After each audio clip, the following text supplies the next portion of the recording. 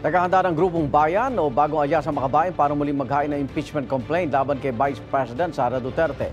Ayon kay Bayan Chairperson Teddy Casino, gagamitin na ring basehan ng kanilang impeachment complaint ang betrayal of public trust dahil sa paggamit umano ng confidential funds ng Office of the Vice President at ng Department of Education nung si Duterte pa ang kalihim nito.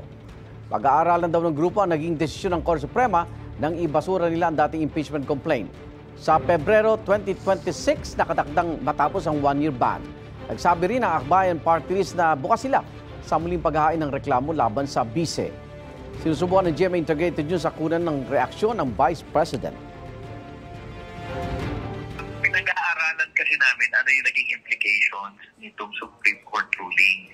As you know, maraming dinagdag na mga conditions ang Supreme Court. Most likely, magpa-file po tayo ng impeachment ulit.